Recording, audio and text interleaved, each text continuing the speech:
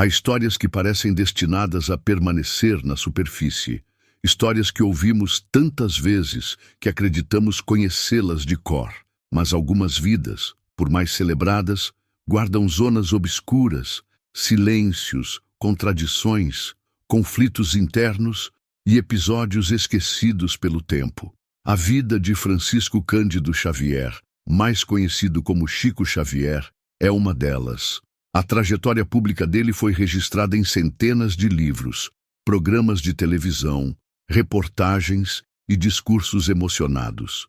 Mas a trajetória íntima, subterrânea, aquela que envolve tensões espirituais, disputas religiosas, conflitos familiares, perseguições veladas e fenômenos intrigantes, essa ficou espalhada em relatos orais, documentos raros, arquivos pessoais e memórias que quase nunca vieram à tona.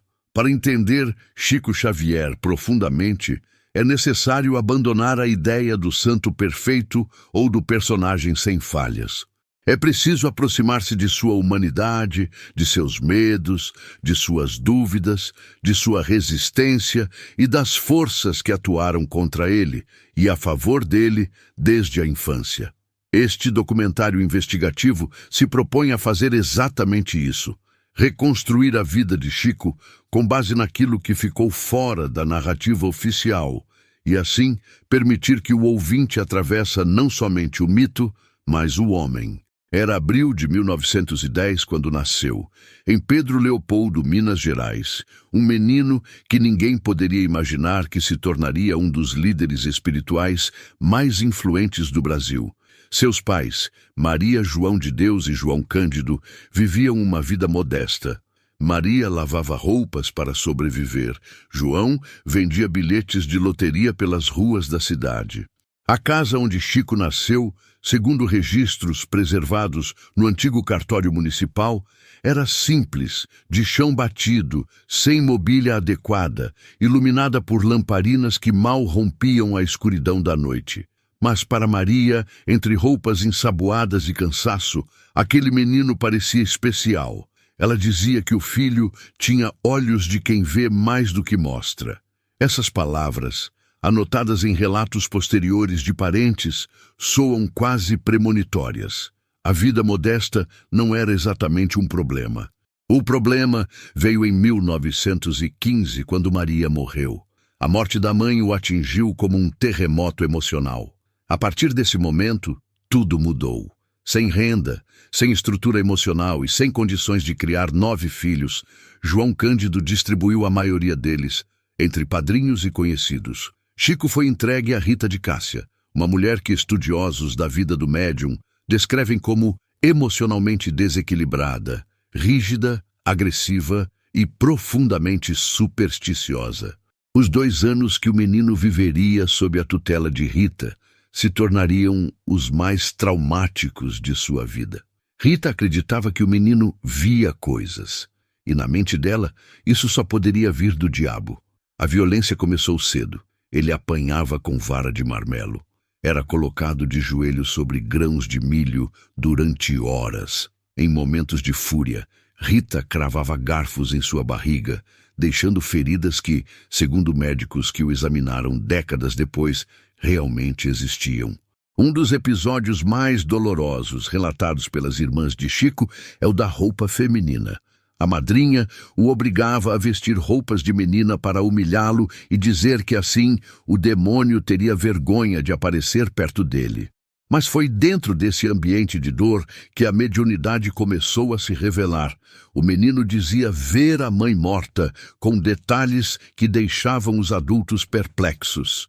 Descrevia a roupa que ela usava no caixão, o cheiro do sabão que ela usava para lavar roupas, a maneira como ela penteava o cabelo. Algumas dessas descrições foram confirmadas anos depois por familiares que estiveram presentes no velório, o que torna o fenômeno ainda mais intrigante. Mas naquela infância marcada por gritos, castigos e silêncio, a visita da mãe era seu único refúgio. Quando voltou para a casa do pai, graças ao casamento com Cidália, Chico encontrou finalmente um ambiente de afeto. Cidália tratava todas as crianças como se fossem seus próprios filhos. Mas mesmo ali, a mediunidade não cessou. Ele sonhava com espíritos, conversava com presenças que ninguém via. Às vezes, acordava falando frases que não lembrava depois.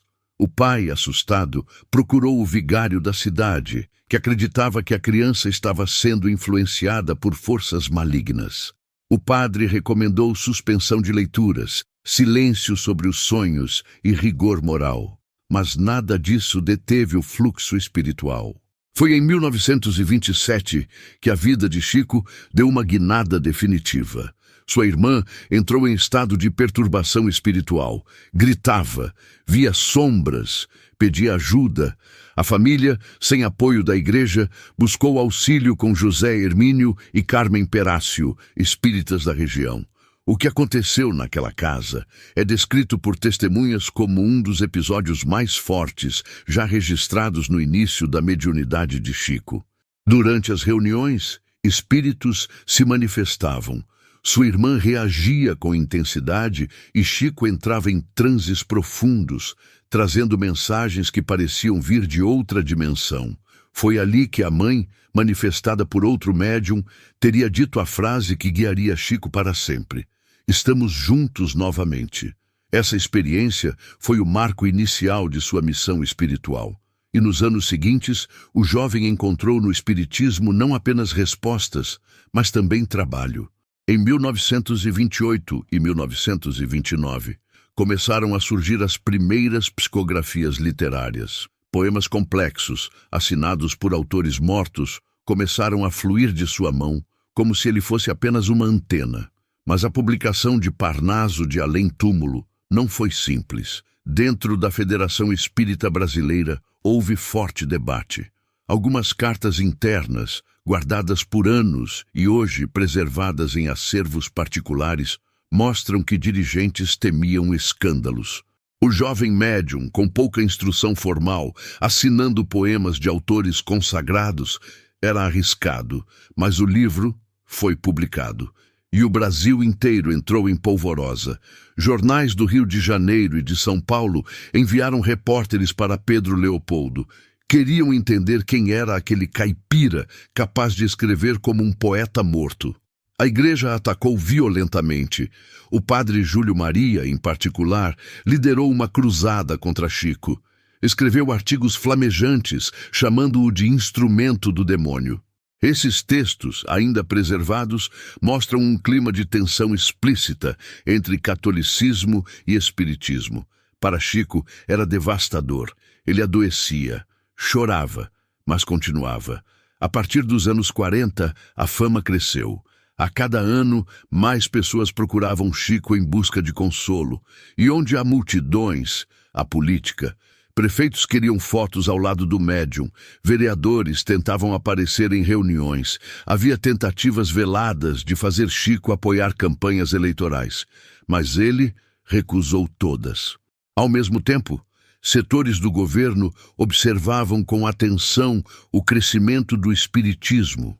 Em tempos de instabilidade política, qualquer movimento que reunisse milhares de pessoas despertava preocupação. Existem documentos revelando que reuniões espíritas foram discretamente monitoradas, mas o maior conflito externo ainda estava por vir: o processo movido pela viúva de Humberto de Campos. A acusação era clara. Se Chico realmente recebia textos do espírito do autor morto, então a família teria direito aos royalties. Caso contrário, Chico era autor e deveria responder por plágio. A FEB temeu o pior. Relatórios internos mostravam preocupação real com a possibilidade de o espiritismo ser censurado. Mas a justiça decidiu que não podia julgar fenômenos mediúnicos. Foi uma vitória histórica. Entretanto, o golpe mais doloroso da vida pública de Chico veio de dentro da própria família. Em 1958, seu sobrinho Amaury declarou que a mediunidade deles era fraude. Disse que imitavam estilos literários, que tudo era invenção. A imprensa explorou o caso com sensacionalismo. Chico se calou. Segundo amigos íntimos, chorou escondido. Esse episódio o marcou profundamente, mas mesmo ferido, seguiu adiante. Quando se mudou para Uberaba em 1959, começou sua fase mais pública. As reuniões de sábado atraíam milhares de pessoas. A cidade cresceu economicamente. A imprensa nacional se voltou para ele. Em 1971, sua participação no programa Pinga Fogo se tornou um marco. O país inteiro parou para ouvi-lo. A entrevista transformou Chico em símbolo nacional e, ao mesmo tempo, aumentou sua responsabilidade. Mas a grandeza de Chico não está apenas na mediunidade, está no desapego. Ele recusou fortuna, recusou presentes, recusou vantagens. Doou os direitos autorais de mais de 450 livros. Viveu como datilógrafo. Ajudou instituições de caridade e manteve-se fiel à simplicidade. Em seus últimos anos, dizia que queria morrer num dia feliz para o Brasil. E assim aconteceu. No dia 30 de junho de 2002, quando o país comemorava o pentacampeonato mundial, Chico desencarnou e deixou para trás um legado imensurável. A mudança para Uberaba em 1959 não foi apenas geográfica, foi estratégica, espiritual e política. De acordo com relatos preservados por amigos íntimos, Chico afirmava que Emanuel o orientara a ir para uma região onde seu trabalho alcançaria mais pessoas e onde as tensões entre grupos doutrinários seriam menores. Pedro Leopoldo já estava saturada.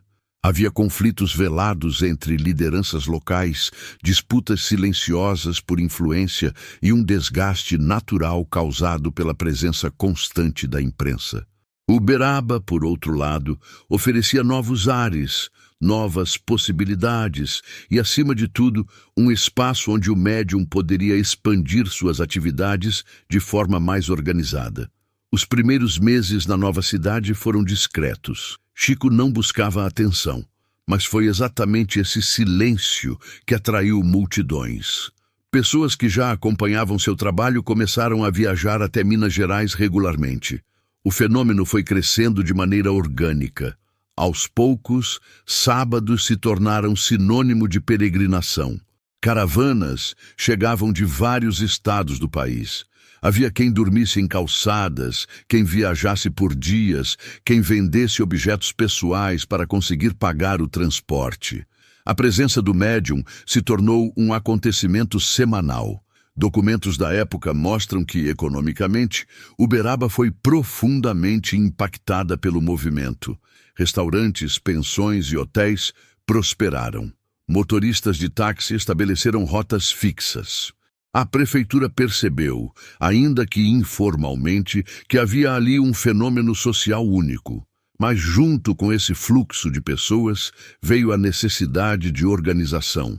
Chico não tinha estrutura para atender milhares de pessoas por conta própria. Então formou-se espontaneamente um sistema de triagem que, com o tempo, se tornou uma forma discreta de proteção. Amigos próximos e voluntários criaram um círculo de apoio que filtrava pedidos, orientava visitantes e garantia que Chico tivesse condições físicas e emocionais de continuar. Esse sistema não era elitista nem tinha intenções ocultas. Era uma tentativa humana de preservar um homem que, apesar de sua resistência espiritual, continuava sendo apenas um homem. Havia dias em que Chico psicografava por horas, sem descanso. A caligrafia mudava de estilo conforme os supostos autores espirituais se manifestavam. Às vezes, a letra era firme, em outras, inclinada. Em algumas, parecia escrita por alguém com enorme bagagem literária. Em outras, tinha a simplicidade de quem fala com o coração. Muitas dessas cartas se tornaram famosas por serem supostamente assinadas por jovens falecidos em acidentes, suicídios ou tragédias inesperadas. E nesses momentos, talvez mais do que em qualquer outra situação, a presença de Chico se tornava um ponto de encontro entre dois mundos. Para quem recebia a carta, aquilo era a única chance de reencontrar um filho, um irmão, uma esposa. E para Chico, era o momento de maior responsabilidade espiritual. Há relatos emocionantes de mães que chegaram em Uberaba completamente desesperadas. Algumas tentaram se aproximar de Chico antes das reuniões. Outras esperavam pacientemente na esperança de ouvir uma única palavra que aliviasse sua dor. E em muitas noites, de forma inexplicável, a carta surgia, com detalhes íntimos, conversas privadas, lembranças que apenas a família conhecia. Esses episódios foram registrados por psicólogos, jornalistas e até investigadores céticos que tentavam explicar como um homem simples poderia acessar informações tão específicas. A maior parte desses estudos nunca foi publicada oficialmente, mas fragmentos circulam até hoje em arquivos pessoais. A popularidade de Chico atraía curiosidade, mas também perigo. Pessoas mal intencionadas surgiam com frequência. Houve casos de chantagem, tentativas de extorsão e até ameaças veladas. Mas o médium mantinha a calma. Dizia que a caridade era seu escudo.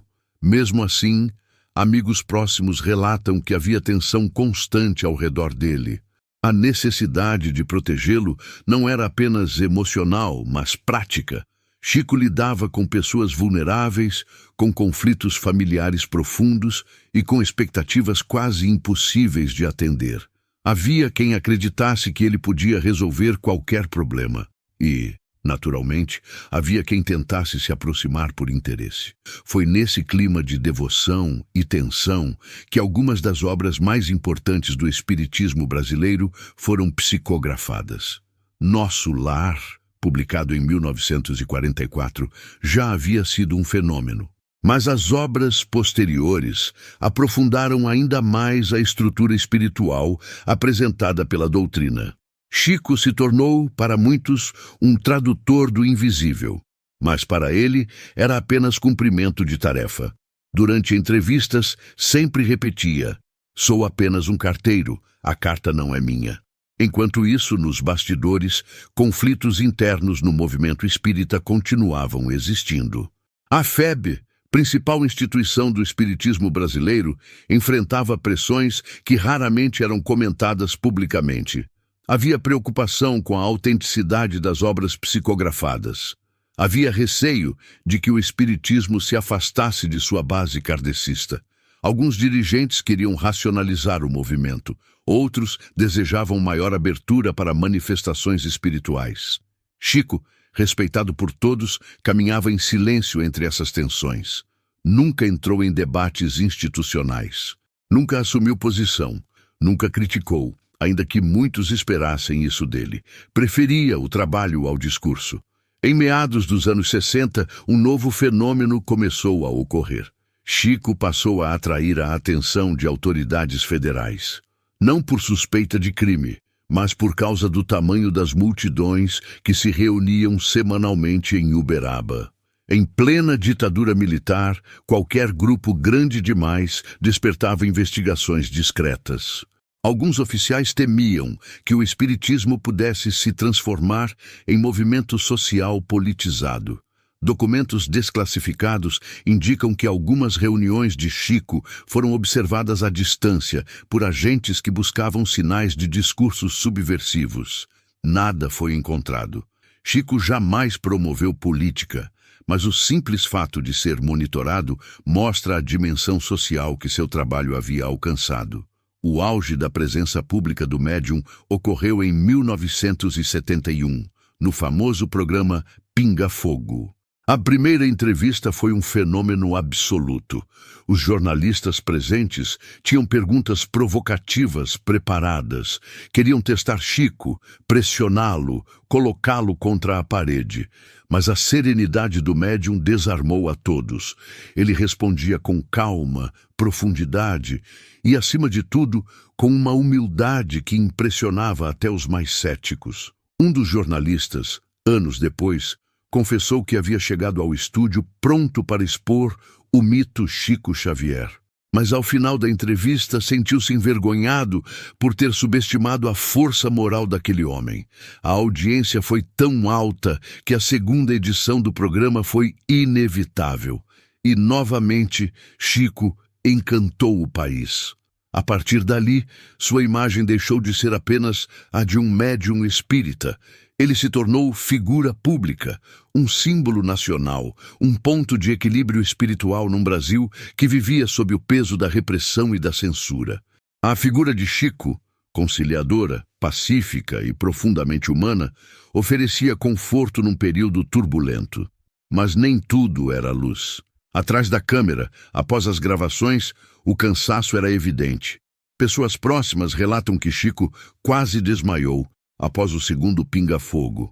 O esforço espiritual para responder perguntas diante de milhões de telespectadores era gigantesco. Sua saúde começou a se fragilizar mais intensamente a partir dessa época. Ainda assim, ele não reduziu suas atividades. Durante os anos 80 e 90, Chico enfrentou ataques ainda mais intensos.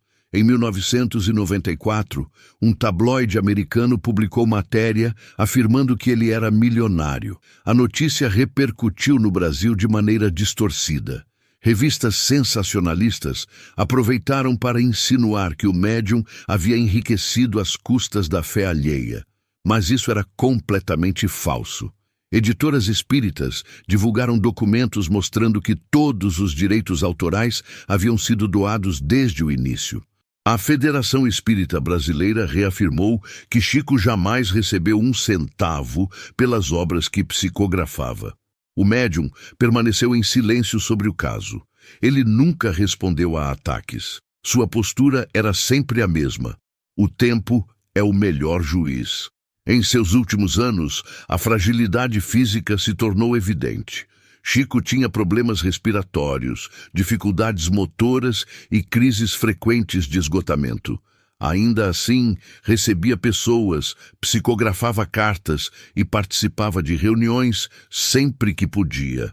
Amigos próximos contam que, mesmo cansado, ele dizia que não descansaria enquanto soubesse que alguém precisava de consolo. Sua vida era inteiramente dedicada ao outro.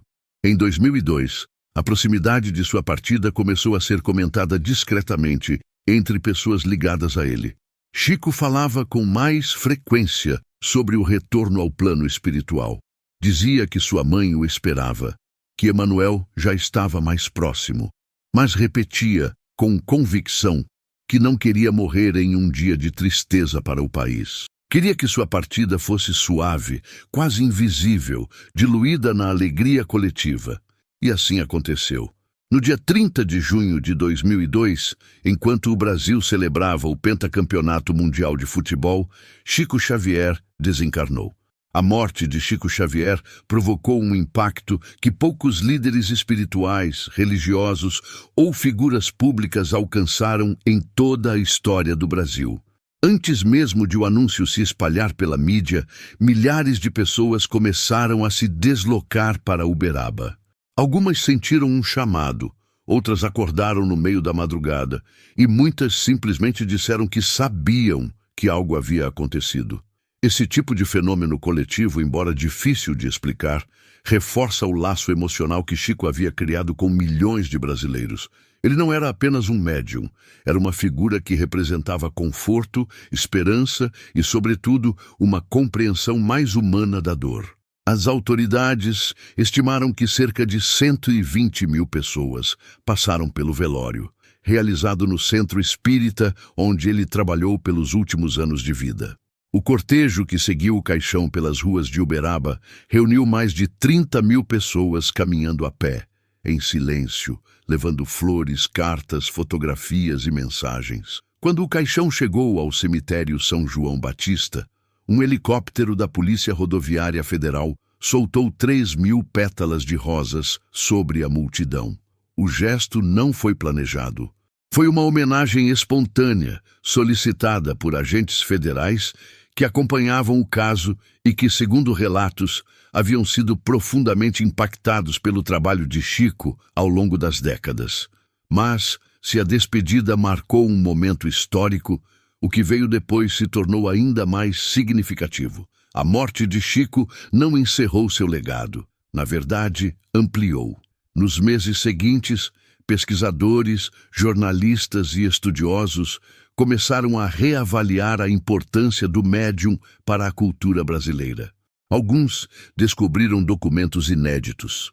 Outros encontraram gravações antigas que haviam sido guardadas por décadas. Psicografias que nunca haviam sido publicadas começaram a surgir nas mãos de famílias que as mantinham como relíquias privadas. Bibliotecas espíritas receberam doações enormes de material que permanecia guardado em caixas, esperando uma nova geração capaz de estudá-lo. Foi nesse período de reorganização que surgiu uma pergunta central. Quem foi Chico Xavier, além do mito, além da lenda popular, além da figura pública? Quem foi o homem por trás da obra?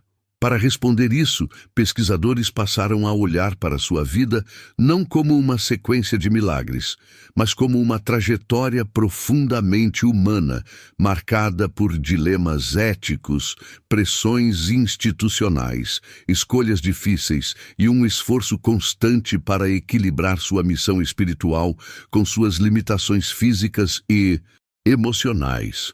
Uma das descobertas mais importantes desse período pós-morte foi a existência de cartas pessoais que revelavam o lado mais íntimo do médium. Nessas cartas, Chico desabafava sobre o peso da responsabilidade que carregava.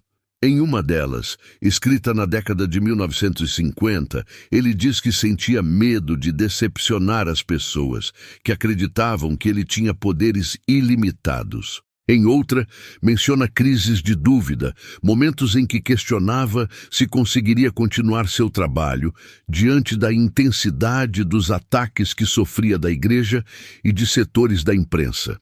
Essas cartas mostram que, apesar da serenidade pública, Chico travava batalhas internas profundas. Ele não era um homem impermeável à crítica. Sofria com injustiças, sentia tristeza ao ser atacado e, às vezes, se sentia exausto demais para continuar. Mas a presença espiritual que ele dizia receber de Emmanuel e outros mentores funcionava como força de sustentação emocional. Outro ponto que ganhou destaque nesse período de reavaliação pós-morte foi a maneira como Chico lidou com o poder. Ele conviveu com políticos, empresários, grandes personalidades da mídia e líderes religiosos de todo tipo. E, apesar disso, nunca se deixou capturar por qualquer forma de influência externa. Ele recusava doações, recusava presentes, recusava homenagens que considerava excessivas. Quando recebeu condecorações oficiais, fazia questão de sempre agradecer em nome dos espíritos e não em nome próprio. Essa postura irritava alguns setores que desejavam instrumentalizá-lo, mas também lhe garantiu uma integridade moral quase incontestável. Há relatos curiosos de políticos que tentaram aproximar-se de Chico para fins eleitorais, mas que foram educadamente desencorajados por ele e pelos voluntários que o cercavam. Em uma ocasião, registrada por testemunhas, um candidato tentou convencer o médium a aparecer ao seu lado em uma fotografia. Chico respondeu com gentileza, mas firmeza: "Não sou cabresto eleitoral de ninguém." Essa frase, apesar de pouco divulgada, demonstra que a imagem do médium como figura dócil nunca significou ausência de posicionamento. Outro ponto importante para compreender a grandeza de Chico é a forma como ele lidou com a própria mediunidade. Para ele, a psicografia não era talento, dom ou mérito pessoal. Era tarefa, uma tarefa que o desgastava profundamente. Pessoas próximas relatam que após algumas psicografias, especialmente as mais intensas, Chico ficava fraco, suava frio e precisava de apoio para se levantar. Às vezes passava dias doente, mas nunca atribuiu o desgaste ao trabalho espiritual. Dizia que o corpo é frágil, mas o espírito é forte. Durante as décadas de 1980 e 1990, quando já era idoso, Chico continuou atendendo pessoas que viajavam até Uberaba. Algumas vinham de outros países. O movimento cresceu tanto que em certos finais de semana era impossível caminhar pelas ruas próximas ao centro espírita. E mesmo com dores físicas, problemas cardíacos e limitações motoras, o médium insistia em dar atenção a todos. Sua rotina de trabalho, mesmo perto dos 90 anos, era quase inacreditável. Ele acordava cedo, respondia cartas, atendia visitantes, participava de reuniões, psicografava mensagens e ainda concedia entrevistas a pesquisadores, documentaristas e curiosos. Havia dias em que ele simplesmente não tinha forças. Em uma ocasião, após psicografar durante horas, Chico desabou no chão exausto. Amigos correram para socorrê-lo, mas ele pediu apenas água e disse: "Estou bem, só preciso descansar 5 minutos." Depois se levantou e continuou atendendo. Esse episódio, relatado por testemunhas, mostra a dimensão de sua entrega. Mas se Chico era forte espiritualmente, sua saúde física era frágil. Problemas respiratórios, doenças crônicas e crises de cansaço se tornaram frequentes. Mesmo assim, rejeitava qualquer tipo de privilégio médico. Dizia que não era melhor do que ninguém e que deveria enfrentar as dores do corpo com a mesma humildade que pregava. Nos últimos meses de vida, algumas pessoas mais próximas perceberam que sua energia estava diminuindo rapidamente. Mas o médium dizia estar em paz. Sua única preocupação era não causar dor às pessoas que dependiam dele emocionalmente.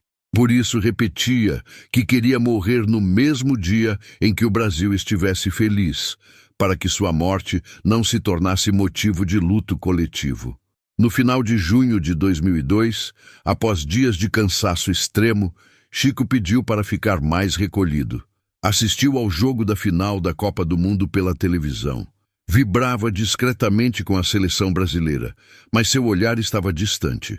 Quando o Brasil conquistou o Penta, o médium sorriu.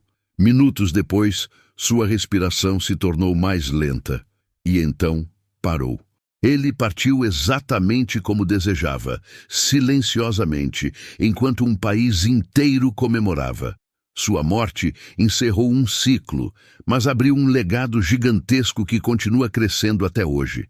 Instituições fundadas por ele ou inspiradas por ele continuam ativas. Seus livros seguem entre os mais vendidos. Estudos acadêmicos sobre sua obra se multiplicam. Psicólogos, sociólogos, teólogos e historiadores continuam tentando entender a profundidade de sua influência no imaginário brasileiro. E ainda existe um elemento pouco discutido: os arquivos inéditos. Existem gravações antigas, rascunhos, cartas pessoais, anotações privadas de dirigentes, atas de reuniões doutrinárias e até psicografias que nunca foram publicadas por pedido das famílias envolvidas. Esses materiais representam um tesouro histórico que ainda está sendo organizado e que pode, no futuro, ampliar a compreensão sobre a vida do médium e sobre sua obra. O legado de Chico Xavier é inesgotável. Ele não foi apenas o maior médium brasileiro. Foi um fenômeno social, espiritual, cultural e emocional. Um homem que, marcado por uma infância de dor, transformou suas feridas em compaixão e que, diante de tantos ataques, perseguições e conflitos, escolheu a humildade como arma e o amor como resposta.